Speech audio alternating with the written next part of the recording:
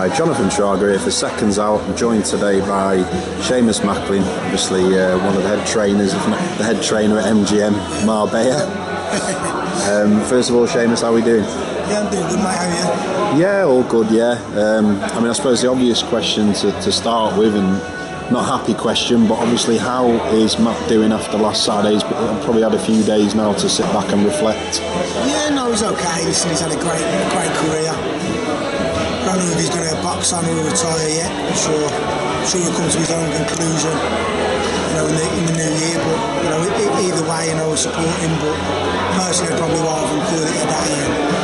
And listen, he's had a great career. I'm sure he'll go into TV work and look forward to say the other things in life now. Find a wife and have some children and settle down. Yeah, as you alluded to there, he's an eloquent bloke. He's not going to have trouble finding TV work when it comes to boxing and being in the boxing media, but it's probably far too soon to say. Like you said there, you prefer maybe for him to hang up the gloves, but are there any fights you think domestically, some of the bigger fights that could tempt him to maybe have a big high profile fight here in the UK? Yeah, well, obviously, you've got the Andy Lee and the Martin Murray fights there. They are big fights, and they've had a long career as well. So it's not like he's going up against a young, fresh guy if he decided to fight those. Yeah, it's possible, but they've both got upcoming fights. Obviously, Lee's fighting Karabakh and Murray's fighting Golovkin. So we'll see how that kind of fares after that. And maybe you fancy having a go at them, but listen, I suppose it's all going to happen next year. So yeah, let him have a good Christmas and make those decisions in the new year, I suppose. I was going to say, obviously as his brother and you're very close with him, you know him better than anyone. Is it Matthew someone who is slightly unpredictable in the sense of if he fancies it, he'll just come back spontaneously, or do you think he's someone who'll make a definitive decision? I think once he makes his decision, he'll stand by it. I think he'll think long and hard about it. I think once he makes his decision, that'll be fine. Alright, yeah. And obviously in Macklin's gym there, Marbella, you've got some of the country's top prospects and established fighters as well. Obviously, two particularly notable fighters being Bradley Saunders, who's just signed with Matchroom now. Do you think now he's going to kick on and take his career to the next level? Obviously, he's with the biggest sort of promoter and platform in the UK to do that. Yeah, no, I think it was a good move for Brad. He's very promotable, speaks well, punches hard, sells tickets. So, I think Matchroom, with someone like Eddie Hearn, the Sky platform, I think he can be turned into a star. Yeah. Especially once they start doing shows in Newcastle, if he starts fighting for titles. And, I think it's a massive year ahead for Bradley Saunders. And obviously people are already talking about if he does comfortably overcome the UK opposition in his weight class and the sort of bigger names globally. But obviously as his trainer, you're going to give a positive response here, but how do you think he fares against those bigger names on the global boxing scene? I think he can do well. He's quite versatile. Brad, he can fight, he can box, so I think he'll be able to adapt. He's a good amateur. He's got bronze medal in the World Championship, so the pedigree's there. So I don't think he'll be found wanting once he gets to that level. No chance. Alright. And obviously Billy Joe's been out at the gym preparing for his massive grudge match.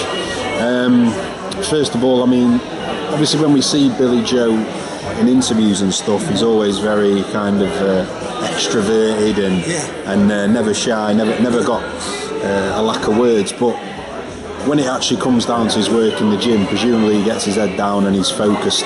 Yeah, no, he does. He works hard. It's been a pleasure to have him over there. Real nice guy. Both his trainers, Jimmy and Mark Tibbs, gentlemen. It really has been a pleasure having him over there. Yeah. Trains very hard. Jimmy's on his case to make sure he does. Yeah. But in saying that, I don't think he has to be. He wants to train hard himself anyway. He's got himself into great condition, and I think he beats Eubank. I don't think it's an easy fight. As long as he doesn't underestimate him, which I don't think he has, considering how he's trained. Yeah. So, he's up for it, and I think Billy Joe will win that fight. On points, or do you think he'll be able to force a stoppage? Yeah, I think it's a points fight. I think he can outpoint him. I think he doesn't have to look for the stoppage. If it comes, it comes, but he's got great skills, Billy Joe. He's fast. He can win that fight using his skills. So why take a chance to try and get the stoppage? Yeah, and you alluded to it there with Jimmy and Mark Tibbs.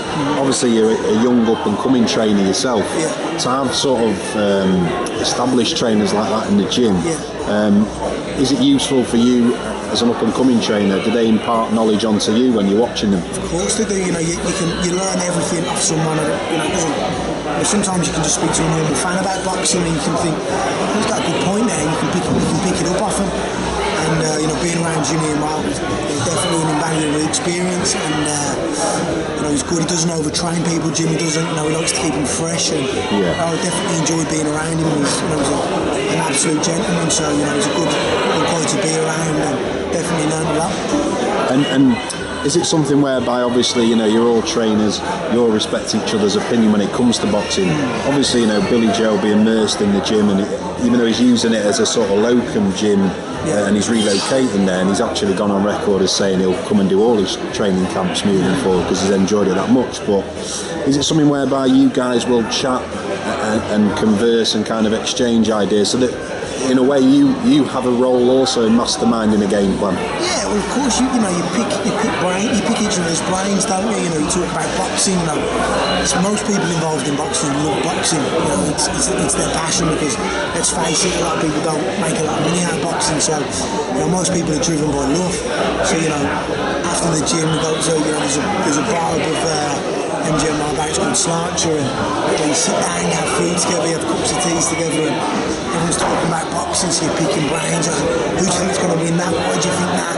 Who was your favourite fighter? What did you like about him? So you're learning all the time. Yeah, and is it? I mean, you might not be able to divulge sort of on record, but have you watched some of Billy's sparring, and have you had an input in terms of maybe this would work and that would work, or? No, to be honest, obviously they've had their own game plan from day one. Obviously, I've watched loads of sparring. The only thing I said to Billy Joe was don't underestimate him. That's the only thing I said to him, which he obviously hasn't done because in training he showed that how hard he's pushed his body, physically and mentally. He's come away from his family. He's done all the hardships that are required to get yourself into top shape, and it's been a pleasure working alongside them and watching them. All right, and I just wanted to ask a bit about the kind of atmosphere in the gym. Obviously, from all the videos I've seen, anyone who's come and done a kind of little piece on the gym, or obviously Coogan when he's out there, that it seems like you're all good lads. There's a good rapport there. Can you give us a bit of an insight into, of all the fighters there, who's the biggest joker, who's the biggest, prankster or whatever? Well, obviously you've got the lads that I train. You've got Danny Vaughan, his lot. Coogan comes over occasionally. Jimmy and Mike Tibbs there. Gallagher's gym's been out. Andy Farnell's gym's been out. So there's always Graham Everett's lads come out. So there's always a bit of crap going around. And even the lads that train there, that are there daily, just normal kick fitters. They're all a good buzz. And who would I say is the funniest? Peter McDonough's a character. Okay, yeah. Stephen McCann, who helps me out, he trains the anti-class, he trains Davey Maguire. He's very funny.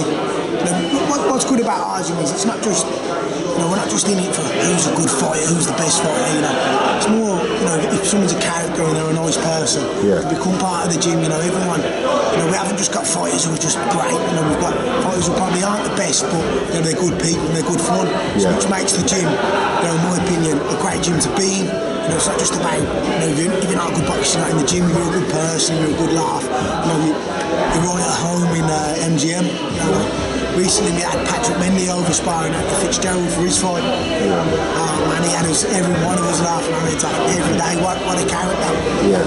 Kofi Yates comes over, he's from Andy Farnell's gym. He's a character, so everyone gets on well, and it's a great gym. And obviously, you're in Marbella, which is not a bad nightlife. I've been there a few times myself. On a sort of gym night out, who can hold the most liquor? Who can hold the most liquor? You might probably get someone in trouble here, but it's a good question. Who's the first to the bar for the tequilas then? That's another one. Most of the first about probably the manager Daniel, he gets all the shots in. Most of the time he's getting the drinks in. buying everyone drinks. Right. Quality. Well, I'm trying to think who holds their drink the best. Because I always felt definitely not Matthew anyway. Who holds their drink well? I'm I can't see him, I'm off camera. I'm not in shape like I used to be, but I used to find when I was in shape, I got drunk a lot easier, because obviously when you train hard, you're sweating out a lot, and the alcohol does affect you easier. That's what I used to find. Danny Vaughan is a good laugh on a night out. Right. Tom Stalker is a good laugh. It's funny actually, because even though Saturday night probably didn't go the best for the gym, Sunday we were all out together, and what a night we had. Everyone from the gym was there. We all had a great night. Everyone was on the beer, and I remember I put a tweet up. I said, win or lose, it's together. And I think that kind of sums our gym up. It's not just about winning. We're a team, and we had a great night. And Anto was out. Everyone was there. Anyone seeing us on Sunday think one of them must have won on Saturday night, but we actually didn't. We probably had the worst night so far for the gym, but as a team on a Sunday we were still all out together, and I think that kind of shows what MGM's about. Yeah, 100%. And just one last question, I suppose, from the night, just reminding me now, going back to Matthew, when Spike won, he was quite vocal in saying that he would like the fight with Matthew. And obviously we mentioned names there like Martin Murray and Andy Lee, who if he's gonna carry on boxing, might be more tempting to him. Is Spike a name that realistically he would want to fight as well? Listen, Spike, after that performance, definitely put himself up there. But I think Andy Lee and Martin Murray are much bigger fights where rivalries concerned and TV's concerned and even selling tickets is concerned. So, it's definitely a name, but they're definitely ahead of him. Right, lovely. Well, if Matthew decided to come back. Yeah. Well, obviously, thanks a lot for your time today, Seamus. And I love the ethos of the gym, and I'm sure you bounce back very strong, mate. Yeah, definitely. Thanks for that. And listen, you're more than welcome yourself to get over whenever you want. When I'm there, I could do with getting into shape, mate. Take that and the beer. That as well. Thank you very much. Thank you.